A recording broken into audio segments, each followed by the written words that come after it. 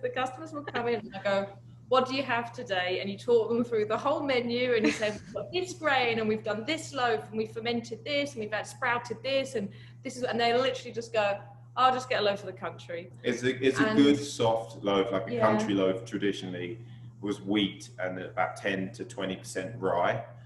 We also put spelt in our loaf, so it's a good all-round bread. You can have it for sandwiches, for toast.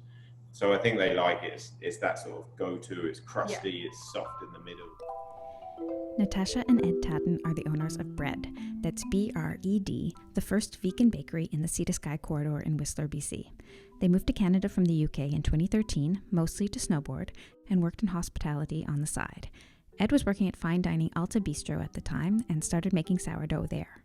In 2016, he began renting the bistro one day a week to make bread for friends. When they started needing more time and space, they decided to open their own bakery, where they specialize now in organic sourdough and other plant-based breads, as well as vegan baked goods and coffees. The cinnamon buns look like roses to me. The savory olive-studded focaccia slices are what I dream of for brunch. And there are these spinach pesto tartines with thinly sliced tomatoes on top that channel San Francisco. In true baker form, Ed has a tattoo running up his forearm of wheat ready to be harvested, which pairs nicely with his commitment to local grains. And the couple has made a major pivot to online ordering of their foods, merchandise, and expertise during the pandemic. It seems like they're thriving, despite the tourist hit that Whistler has taken. So to talk about how to run a successful plant-based bakery during COVID in a tourist-heavy town, here are Ed and Natasha. It's 2:00 Vancouver time, Whistler time. And that means probably happy hour for bakers. And it's 5:00 here in Montreal, which is happy hour for Eastern time people. So what are you drinking today? Well, I have a homemade kombucha with peaches that we juiced yesterday from local organic farms, and it's a recipe from Matthew Kenny's culinary course that we started doing during the lockdown. And I have 33 acres pale ale. What is it? Sorry? 33 acres. So it's a brewery in Vancouver, and really nice brewery. And they also have a second brewery they opened a year and a half ago, which is 33 Experiment. So they do small batch, sometimes one-off brew batches. So it's a brewery after my own heart because it's always changing and interesting. And also it's nice because we had the beer at our wedding. So it kind of brings back nice memories. Oh, nice. Cheers. Cheers to that. Happy wedding memories. Mine's a little bit different. I ran out of good gluten-free beers that I actually like because I've had a few beers on this podcast already. So, dear Canada, make more good gluten-free beers and I will drink them, or at least try them. So I went instead with kind of pair with Natasha's idea of the home brew.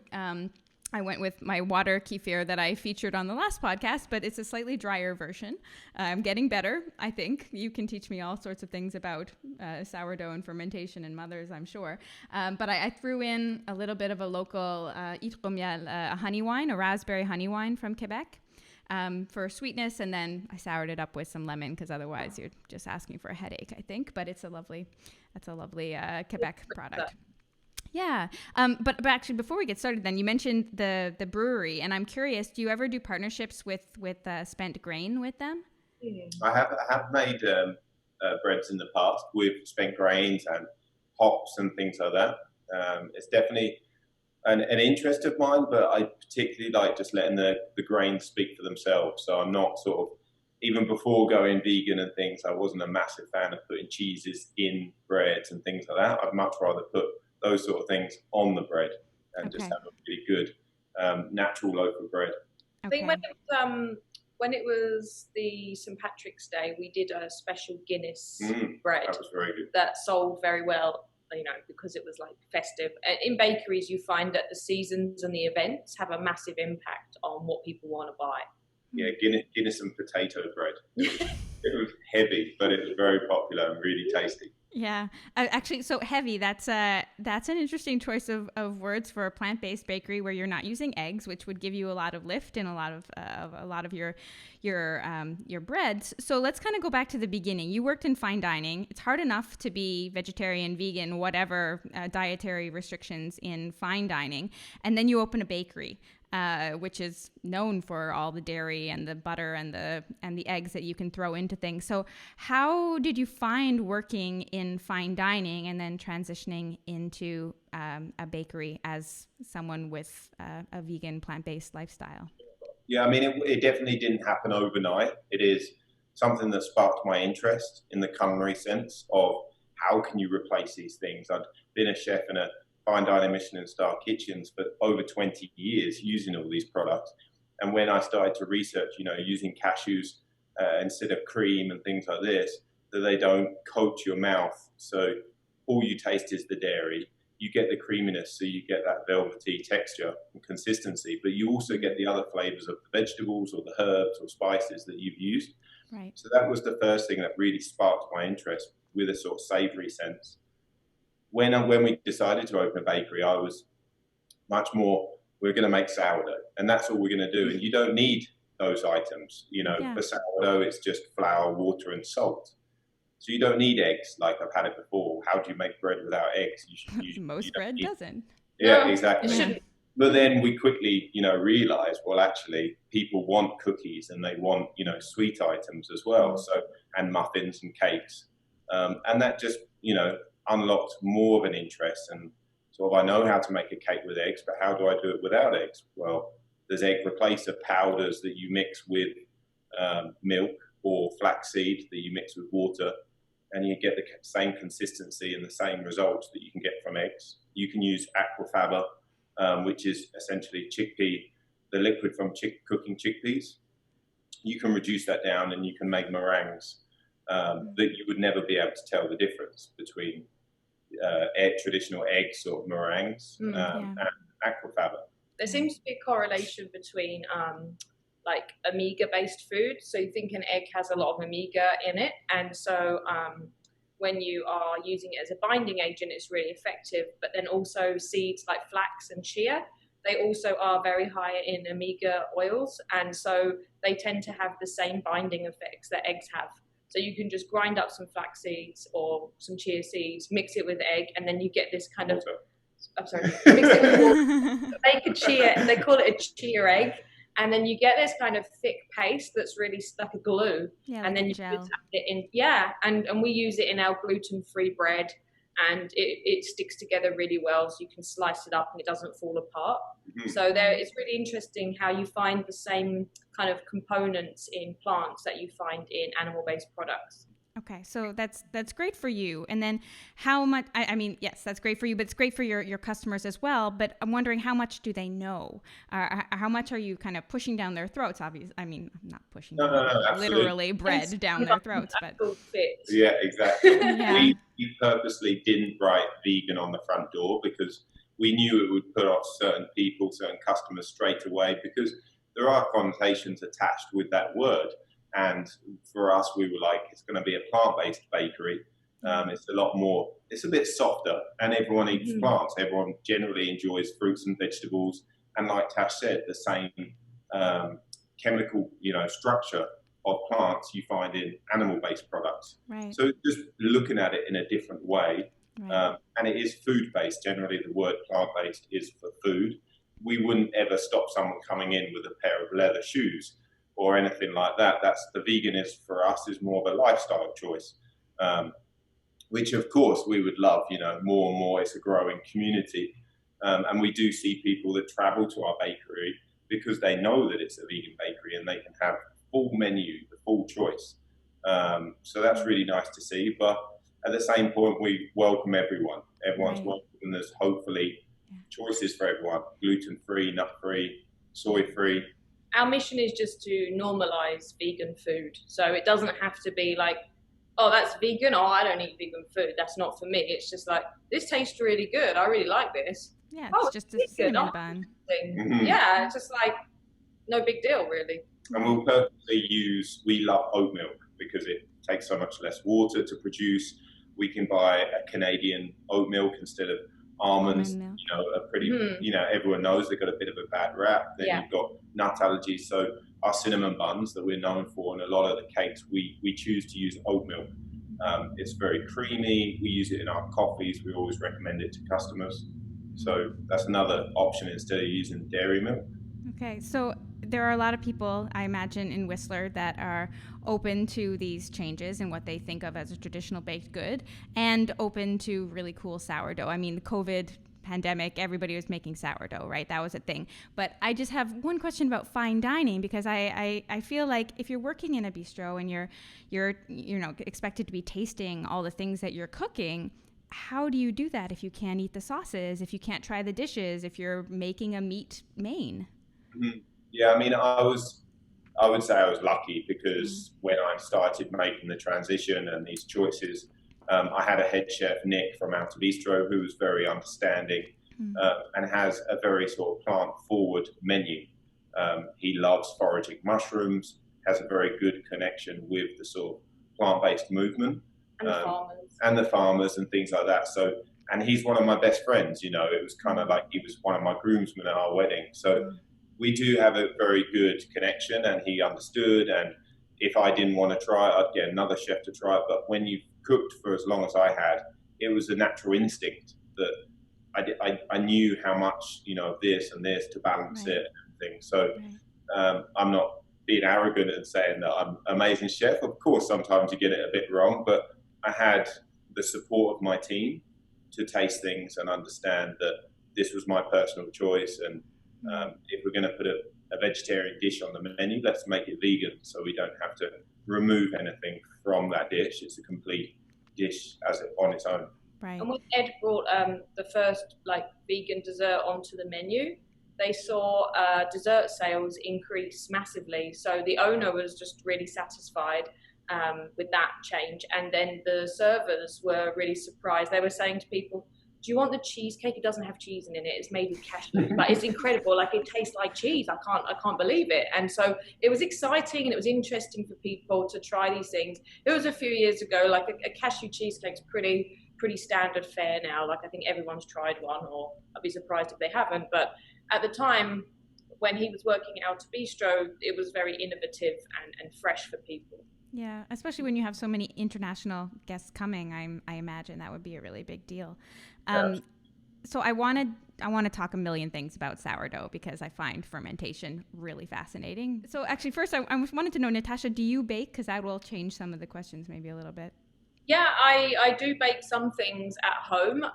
My background in hospitality was serving, and then as a cook, and then a raw vegan chef. So I am more comfortable making raw desserts. However, that's not the way our business is set up. It's not a raw dessert or juice bar type bakery or anything like that. We stick to very simple. It's sourdough, and there are some small baked items and coffee. But I'm more comfortable making a raw dessert. Like today we have the Whistler Chamber Excellence Awards. So it's the biggest event that happens in Whistler in the business community. We've been nominated for 2 awards. It was supposed to be a black tie event at the Fairmont, and we're all super excited. But now we're having to do it online, and we've invited the staff to our house. And so they've all requested a key lime pie, a raw vegan key lime pie. So that's kind of where I'm more comfortable. But I'm very happy to taste and critique the baked goods that Ed makes. And I have put some things on the menu that I've made. And she's very honest. That's the good thing. To be honest, she doesn't feed my ego. If it's not up to scratch, it's not going on the menu. Because we don't want people to say, it's not that good, or it's vegan. We want people to go, oh my God, this is vegan? I think she knows what I can produce. So it's good to have someone, critiquing the work, and also if you ask the staff member, you're paying them. Where it's my wife and business partner, she's gonna be like, I think it's too sweet, or it needs another texture, or it needs something like this. So we work well together. That's good. I need that for the podcast, actually, because I'm not getting enough feedback, and I don't have someone that can honestly tell me, okay, Amy, stop saying because I know I say way too much. As you will now listen to. It should really be a drinking game on this podcast. Not that I'm encouraging binge drinking, but there needs to be some repercussions for my errors, other than in poor interviews. But see, there you go. Let's go back to the lightning round then. Sweet or savory? I would say savory. We had that question the other day. Yeah. Desert island bread. I'm going to say sesame. Sprouted buckwheat. Wow. Okay, that's an interesting one. She said it's on the menu this week. It's my favorite one, and not just mine. Like a lot of the customers love it as well. They're like, "When are you doing the sprouted one again? That's our favorite. We want to pre-order 8 of them. Yeah, we're going to put them in the freezer. Sprouted buckwheat. Sprouted buckwheat." What's the big deal? What's the flavor? Why do people love it? So it's a variation of our like country sourdough, which is a great everyday loaf. Some of the customers love it because they'll often make it in a tin, and a lot of sourdough bakers prefer to bake freeform, and Ed loves freeform baking too. But unfortunately for sourdough bakers, most of their customers prefer a nice square-shaped slice of bread because it's great for making sandwiches. Right. Or the kids, or it fits in the toaster nicely. Right. So he'll often bake that one in the tin, but that's not why I like it. I like it because when you sprout seeds and grains, you activate a lot more nutrition in the seed, and it kind of intensifies the nutrition. So way more than you would if you were growing buckwheat for commercial use or whatever. So when you think of buckwheat, you often think buckwheat flour. It has that really strong taste. You would probably know from eating a lot of gluten-free things. Yeah, nutty bitterness, dark. Yeah, it's nice, but it can also be very overpowering. And heavy often. And heavy, Mm-hmm. yeah. So yeah, we don't put the flour in it. We just put the sprouts in it, so you get the flavor, but you don't get that sort of dead, heavy loaf. Right, because the base is still sourdough, wheat-based sourdough. Yeah. Okay. Thank you for that. Desert Island. More of a thunderstorm round at the moment. Yeah, that's typical. Desert Island dessert. What would be your ultimate dessert if you're stuck on a desert island? Hot cherry pie with vanilla ice cream. Ooh. Banana split. No, I'm going to say some sort of like meringue, like the aquafaba meringue, like with fruit and coconut cream, and I think it's the nostalgia from being a kid. Ooh, kind of like trifle? Big night. Yeah, no, like meringues. Like a pavlova or an Eton mess style dessert. Oh, okay. So filled in the middle, just in the one layer, as opposed to like a big kind of glass container of it. Yeah, I'll take anything though. I'll take anything where you can dip a huge spoon into it and go through all of the layers. And he really likes banana split as well. I say savory, barley, anything's given to Fair enough. Most surprising flavor combination for your breads? Boreal sourdough. We did a loaf called the Boreal Sourdough, which my friend actually made a pine bark flour. So it was pine bark, like a young pine bark that they heated to destroy any sort of bad bacteria and everything, dehydrated and made a flour out of it. And then my friend, actually Nick, my old head chef, he'd foraged some morel mushrooms. So we called it the Boreal loaf because it was pine and morel mushroom, and it was delicious. And it sold. It was surprising on the Friday, which was the first day of the week that we did it. It sold okay, and then Saturday, Sunday, it flew off the shelf within an hour because people had seen it on social media, and I still have people messaging me now saying, "Are you going to ever do that again?" But I literally had a certain amount of morel mushrooms for the weekend and a certain amount of the pine bark flour. So yeah. You never know. It might never come back again. You can't phone up your mill and ask for pine bark flour. Like, it's quite a specialty product. Yeah, and hard to get morels this year. I heard they're in shorter supply out west. Yeah, these were dried, so they were from last year. Okay. So, given the forest fires in the States this year, I would say that probably next year morels would be very easy to find a bit further south of the border. Yeah, seems like it. What are the challenges of a bakery without eggs? We talked about that a little bit before, but if you had to just summarize it in a lightning round style answer, what would you say? I don't know if it is a challenge. I'd say it's a benefit that you don't have product that's perishable sitting in the fridge. You know, when we locked down for COVID, we saw other cafes and things trying to give away loads of litres of milk and perishable items, and all of our chia seeds, flax seeds, our plant-based milk, they all just sat there until we were ready to open. The milk has a year life on it. The butter, margarine is oil-based, so again, it's a year. So there was zero waste for us to close down and just go online only. So I'd say there's no negatives. Well, the one thing I would say actually is when we make the meringue, it's better to do it in a dehydrator with the aquafaba. You don't get a very good result if you do it in the oven. Interesting. Just because the temperature is too high in the oven or more volatile? Yeah, you just want to do it nice and slow. Interesting. Once you know the hack, then it's simple. Okay, so then that concludes my lightning round questions, because obviously this will just turn into longer questions if I continue that. But let's talk sourdough then. Let's talk COVID and what happened when COVID hit. Obviously, you said that your products are still good. You didn't have to throw anything out, but you had to shut down, I presume, at some point. Yep. And were you scrambling at that point? And how did you kind of continue your business? Well, it was actually on the Saturday, the 14th of March, because obviously we're in the ski town. Rumor quickly spread that the mountain was going to close that day. There was no real pre-warning. It was like people coming in Saturday afternoon, the mountain's closed. We're like, what do you mean it's closed? You can't close a mountain. Yeah. People asked us on the Saturday, are you guys going to shut down? And I remember saying, no, unless the health inspector tells us, no. And by the end of the next day, we were like, we got to shut down. So the Sunday was pretty memorable as well because it was my birthday. Oh. So we planned to go to Vancouver, go and have a nice dinner, spend the night, but we couldn't leave our staff. We knew, I came to work early that day. We knew it was going to be a lot of people leaving Whistler, getting home, getting back to the States.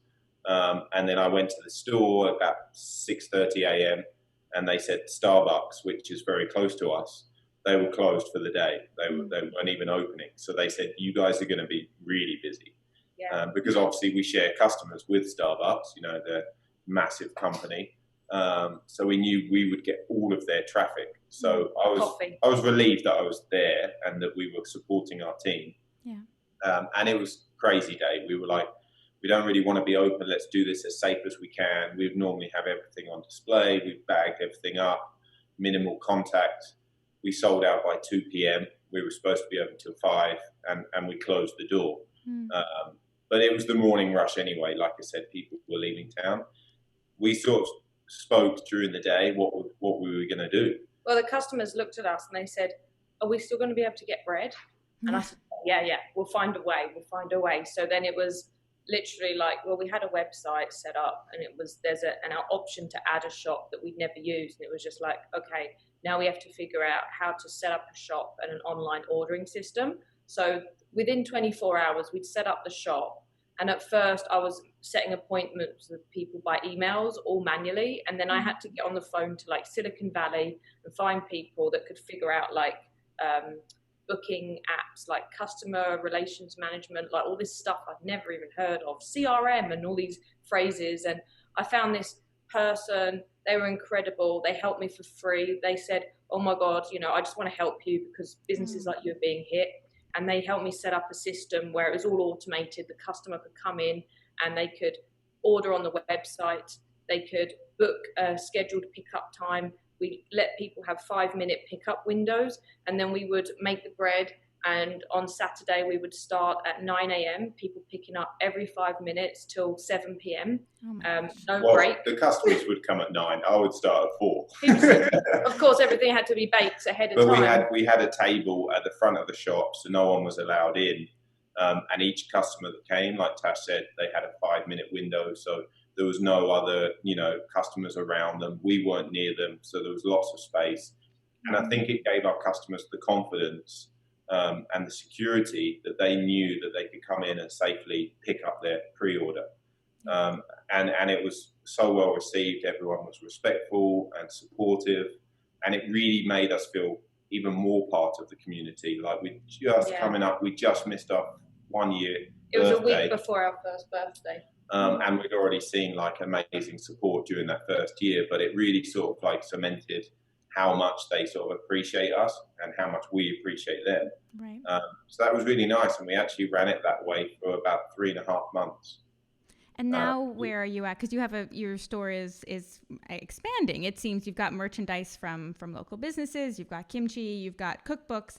You've got your flour that you sell as well. How is it transitioned now, and what's the pickup process and ordering process? So when lockdown happened, there was talk of imminent flour shortage, that the mills would shut down. The suppliers that go between the mill and the bakeries, they were massively cutting back on how often they were coming up to Whistler. And it got to the point where it was like, are we going to have to drive to Chilliwack and pick up the flour from the mill ourselves? And we were prepared to do that. So then the customers started asking us for baking resources because, they started looking up at sourdough. And everybody wanted sourdough. And it was crazy. Then one of my jobs on Friday was to bag up loads of flour. So we would repackage it from our massive sacks into like smaller sacks and then sell it. And we were selling about 50 kilos a week to people. Right. All of the tartine bread books got bought, and then they actually went into... they'd been bought everywhere and you couldn't even get them. I think they've gone into reprint now. So it was a bit crazy for a while. People were bulk ordering. And then we started adding more items like hummus and olives because we had all these chickpeas sitting in stock and we weren't making as many cookies and things that we used to for our gluten-free customers. Right. So we decided to start making more like an online deli. And that went really well, and we've kept that going. We've kept the flour going if people want to order that. We've kept the hummus and the olives, and we're adding more dips and things. So it actually helped us expand our product range. It's good. I mean, we're back open. You can come into the store like a regular shop, except for we're only allowed 2 customers in the shop at one time, like a lot of places, and you have to line up outside. And we have screens and all these sort of protocol sort of stickers on the floor where to stand. But again, it's still, we're only open Friday, Saturday and Sunday, whereas before we were open Wednesday to Sunday. But the 3 days that we are open are very busy, which is great, because another sort of one of our things that we're proud of is that we're 100% zero waste. So you can come into it. We're open 9 a.m. till 3 p.m. If you come in sometimes after sort of 1:32, there's certain items that are sold out, and hopefully by 3 p.m. everything's sold out. So we always, generally the mornings are the busiest times. Everyone's getting the freshly baked items. We start baking at 5 to 6 a.m. So we don't bake through the night. If you pick up a loaf of bread from us, it's likely to be warm or been baked in the last hour or so. Right. And so right. And that's kind of your selling point. And that, is that part of why you don't ship across Canada and internationally, or is that going to change? Yeah, I mean, you'd never say never. We could definitely, I think the first thing would be to ship our merchandise. Like we have printed T-shirts and we have beautiful ceramics made by local girls, artisans. We sell the coffee and things like that.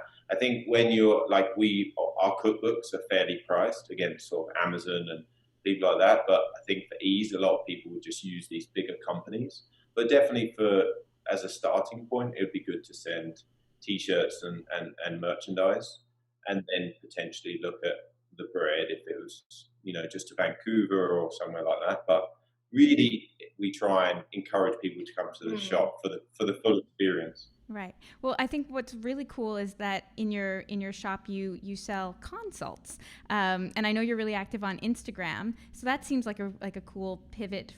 Was that just for COVID that you started doing these kinds of consults? Yeah, pretty much. Like I remember we were listening to a lot of webinars. We love podcasts anyway, but the webinars were like, a lot of people were very active in helping small businesses.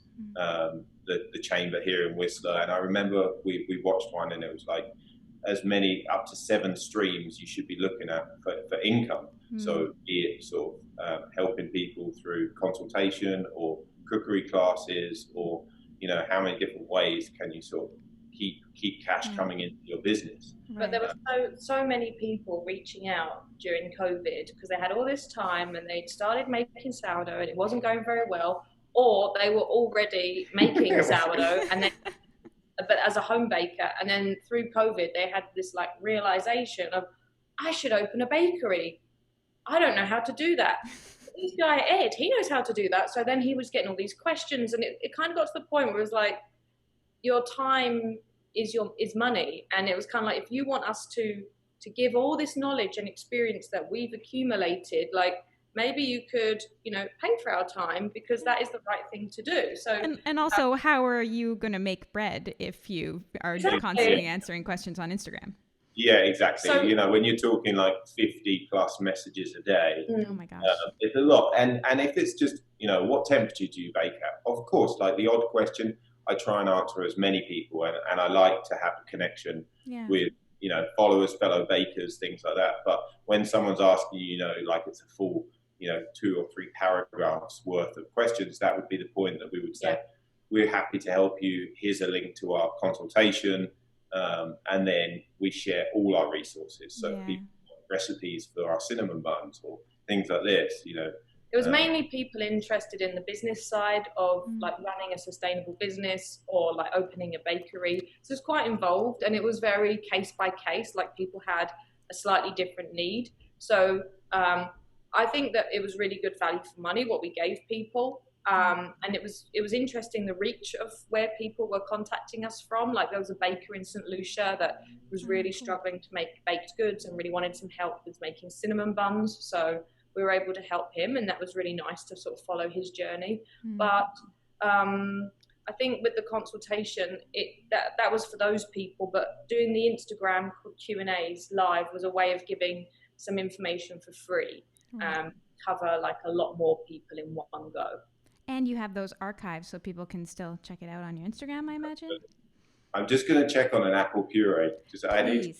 I just didn't want to run away, but I just Please check on an apple puree. That's very, very important.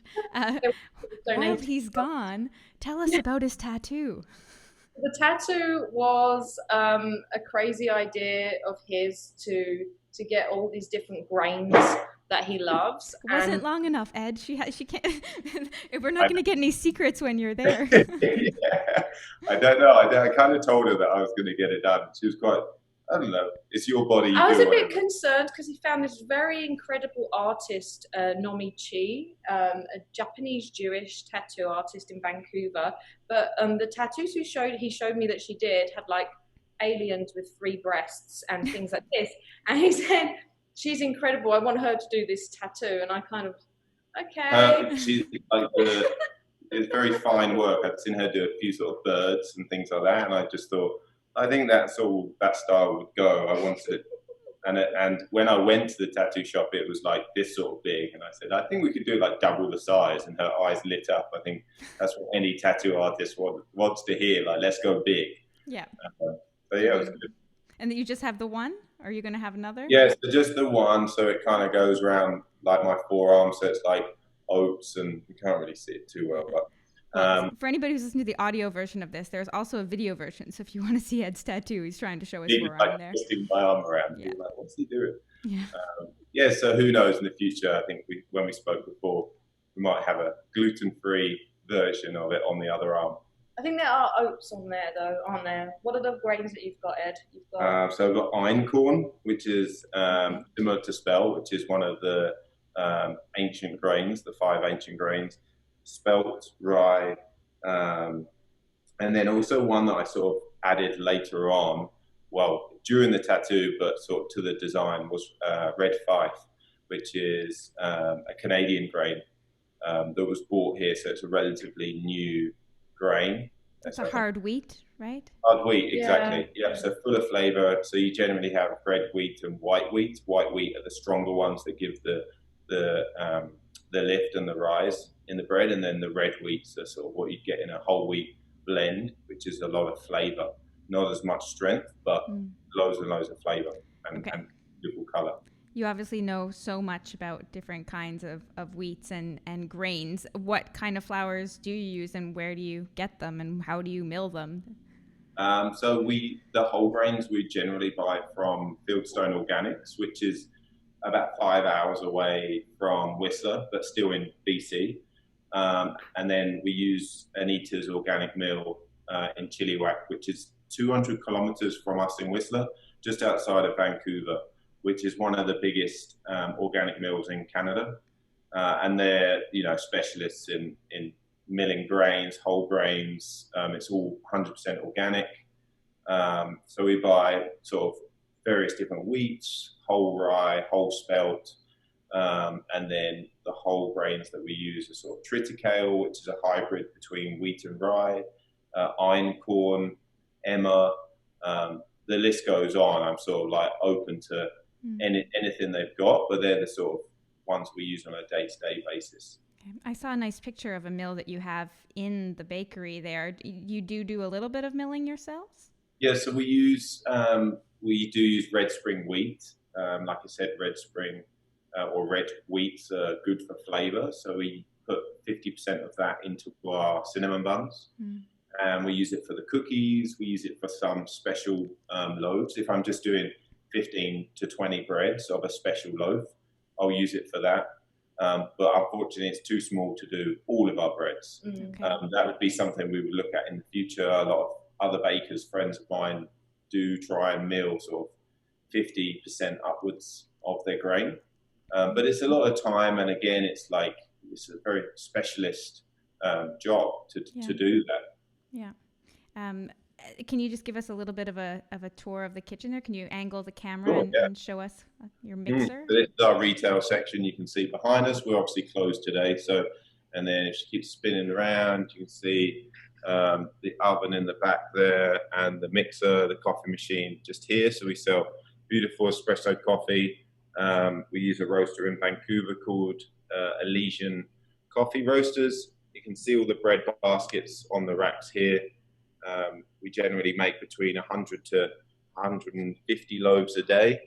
And then we have a big deck oven at the back, which can fit about 50 loaves of bread at a time. Yeah, Bertha. So we've got some good bits of equipment that make our production easier.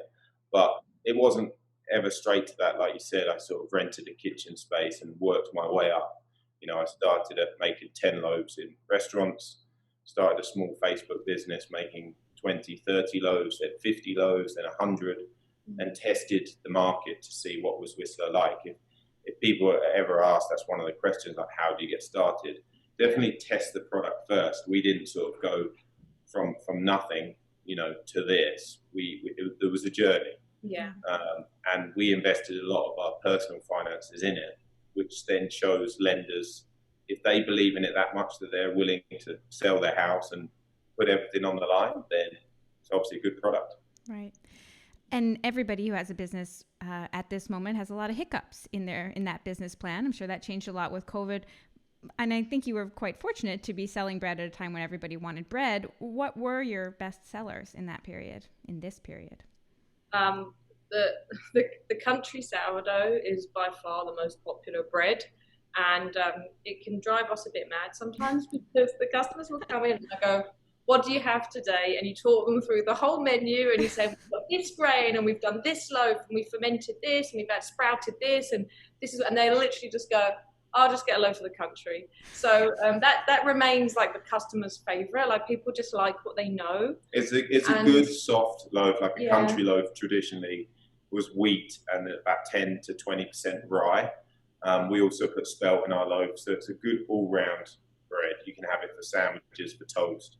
So I think they like it. It's that sort of go-to. It's crusty, it's soft in the middle. It's really good. During COVID, obviously, we went through Easter, so we did hot cross buns.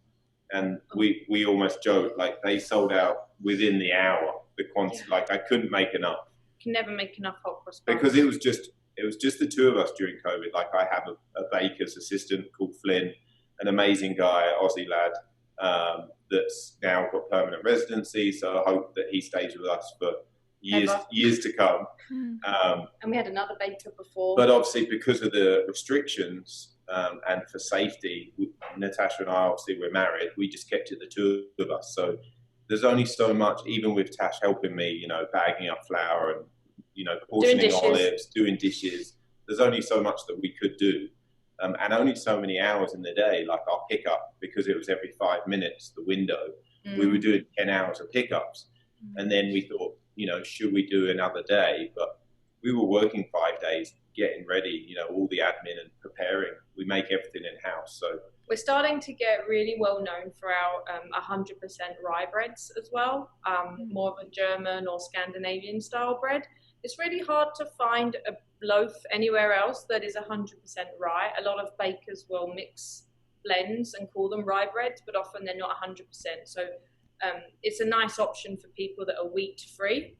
And they've started to get a lot of traction now. Like people come in and they'll buy like 4 rye breads and they freeze really well. So we use a different starter for that one. We have a 100% rye starter. So that's another popular bread. And baguettes, like at lunchtime, the baguettes come out, they generally fly out the window. And so there's a few items. And then you do get like these whole armies of like, they love fruity walnut breads, like walnut raisin, walnut and fig, and those people are just like, that's all they want. And it's great. I like the variety, but generally it's the country sourdough, day in, day out. You always sell lots of those. What about your pizza dough? Was that a big seller? Yeah, it's been very popular. Yeah. I think it's nice because it is affordable. People can take it home, and the more they use it, the more they get used to it. I think some people can, we try and help customers as much as possible. We put up tutorial videos. We have a sort of list on our website of where, directions and method. Obviously, because it's sourdough, we recommend don't use a rolling pin. So it's just very much hands-on, get involved with it. And hopefully each time they do it, it's better. They like coming in, telling us their results. That's been good. And that was something that I did from the early start when I was doing it from the restaurant. I just was making pizza dough at home, and again it's like, oh, you should sell this, why don't you add this on? So it's almost just listening to what the customer wants. I mean, sometimes you can't do everything that they want, open 7 days a week. Well, we can't do it at the moment, but we listen as much as we can, and we sort of take on the feedback. Right. So you're talking a lot about community, which I find, so important in a time like this, that the community in Whistler has gotten behind you. It's a very small town, and you're used to having tons and tons of tourists there. What do you think the future of the area is for tourism and just for small businesses like your own? Yeah, we didn't really know what to expect this summer because of the border from the States being closed and international travel being so restricted with quarantining procedures in place. But surprisingly, the amount of regional tourism that we've had in Whistler has been as good as any other summer, almost to the point where some of the locals are a bit put off by it. Really? Yeah, they're kind of bracing themselves for a quiet summer, and you can't get a parking space at the lake. It's kind of, a bit annoying for them. And we have a contact tracing protocol. So we do take the phone number of everyone that comes in the store. And through doing that, we found that, it's all basically the same area code for people. So it is mainly Vancouver folk. Instead of going to Europe or Mexico, wherever they went for their vacations, they're now coming to Whistler. So we hope that continues. But no one really knows what to expect this winter because the ski resort definitely depends on a lot of international tourism. Right. So we're not sure what to expect. They're going to have this like reservation system where you have to book your days on the mountain, even if you have like a season's pass. So everyone's just kind of like wait and see. Like the summer was better than expected. So we don't really know what to expect for the winter. And I think you just have to take it month by month at the moment. You can't really see too far ahead. Right. Yeah. And I guess you're looking for those trickle down effects. Like right now, local businesses are fine because locals have money to spend on things because their businesses aren't doing so poorly yet, potentially. But hopefully, if everything stays well, then everything continues as normal and everybody's happy. Cross your fingers. Of course.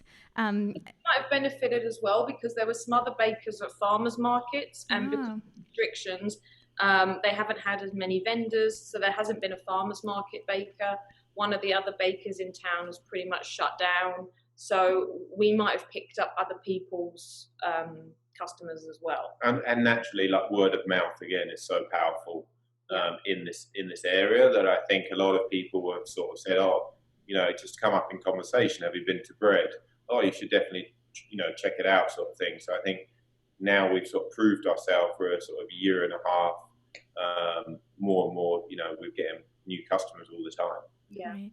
The other thing that I want to talk to you, mention, but just before we go, we're running out of time, is your zero waste. I find it so interesting right now during COVID, how suddenly a lot of companies that were really supporting, not using single-use plastic and disposables are stuck using packaging that they wouldn't otherwise want to use, just because, health is obviously the main concern.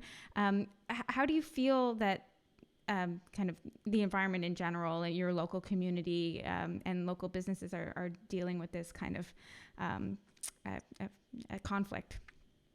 Yeah, I think a lot of people have just dropped it and they just think, oh, well, it's COVID, so this is the way it has to be. All of our packaging is 100% compostable, but it still doesn't sit with us right, because then you've still got the processing, the manufacturing, the transportation that goes into even compostable packaging. So even when we're coming up with a menu item, it's like, well, will this work? Or do we need to have, a tray for it, and then a little pot for a sauce, and then a fork? What's the customer going to need to enjoy this? Yeah. So actually, a lot of the time, we won't put something on the menu because it's going to take too much packaging to deliver the product. Yeah. And then what we looked at during COVID, a lot of our data, we used to always say, was that for here? Instead of saying, is that to go? Is that to go? We would switch that around and say, is that for here? Please use one of our nice ceramic cups. You can sit outside. There's lots of seating. We trust people to bring our things back.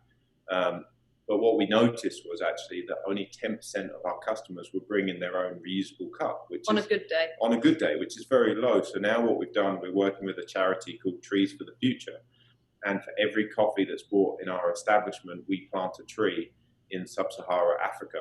So it's not an opt-in thing. It's just we're taking a percentage of our profit, essentially, and planting trees. So it's something that we can work with the customer. They can feel good because they're taking a compostable cup, but at the same point, we're offsetting that by planting trees, in these poorer countries that, essentially we could plant trees in Canada, but Canada can afford that. They should be doing more. Whereas a lot of places around the world need that little bit of help. It's nice because Ethiopia is considered the home of coffee as well. So to then be helping Ethiopian farmers regenerate their land is kind of like paying it back, really.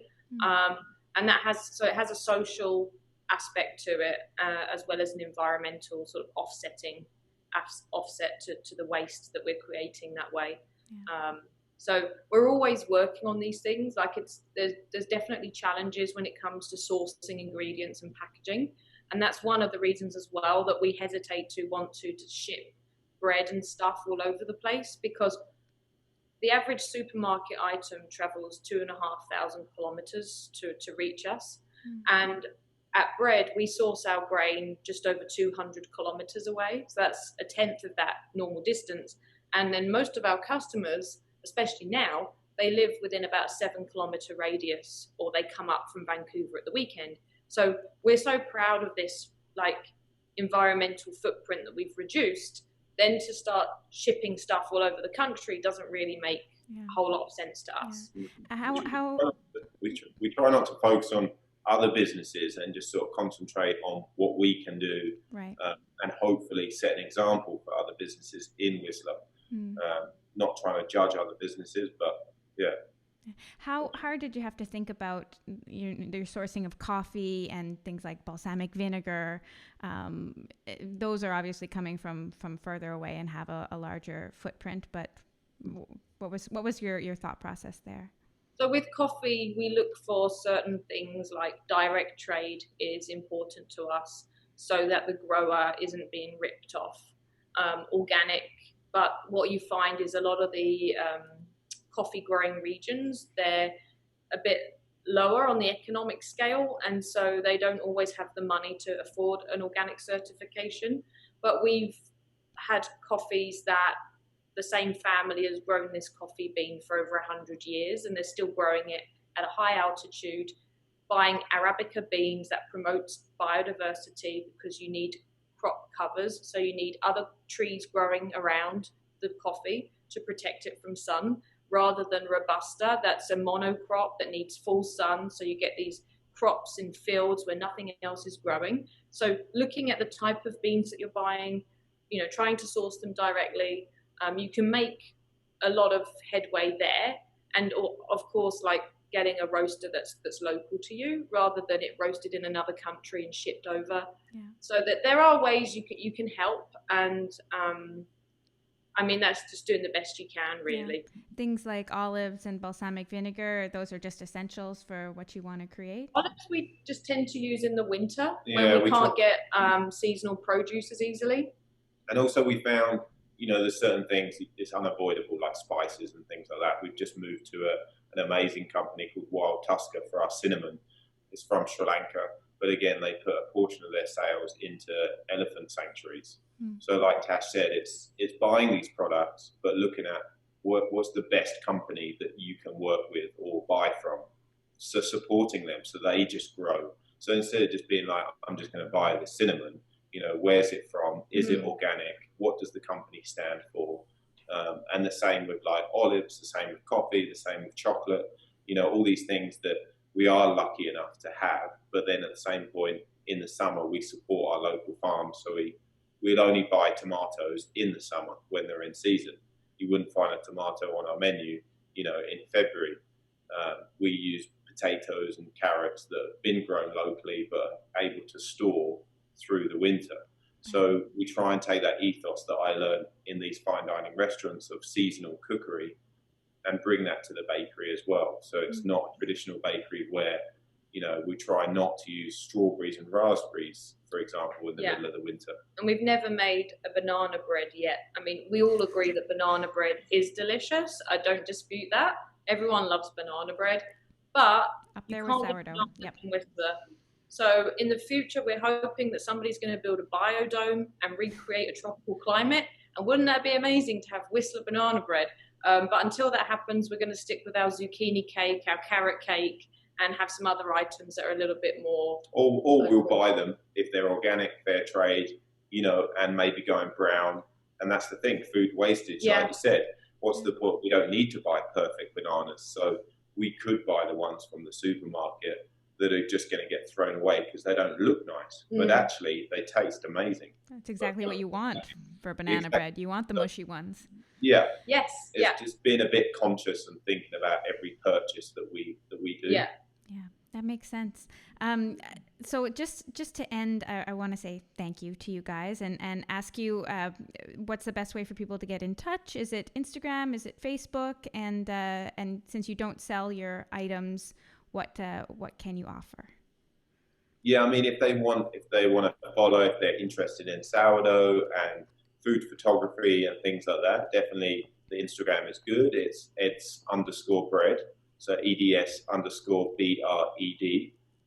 BReD. It's like, bread spelled like Ed. Spin off of my name. And then the website is edsbread.com. That's EDSBRED.com. edsbread.com. If you are in the area and you want to come and try our bread or anything else, we have an online shop where you can pre-order.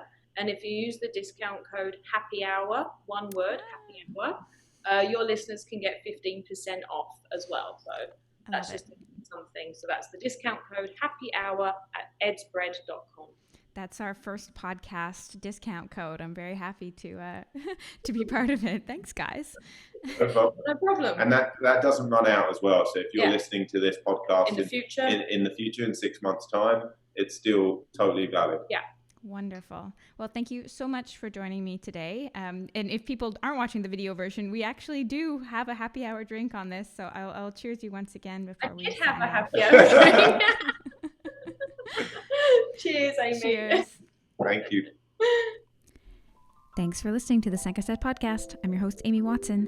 If you weren't watching the video version of this podcast, but you want to see Ed's tattoo or the bakery, check out the iTunes or YouTube versions of the podcast. You can subscribe to the audio version on Google Podcasts. You can follow us on Spotify, and you can find the show on Stitcher and Pocket Casts. You can also stream any episode on my blog, multiculturosity.com. And for all the places we mentioned, check out the show notes wherever you got this podcast. Until next week, sip something delicious, bitter or sweet, alcoholic or not, wherever you are.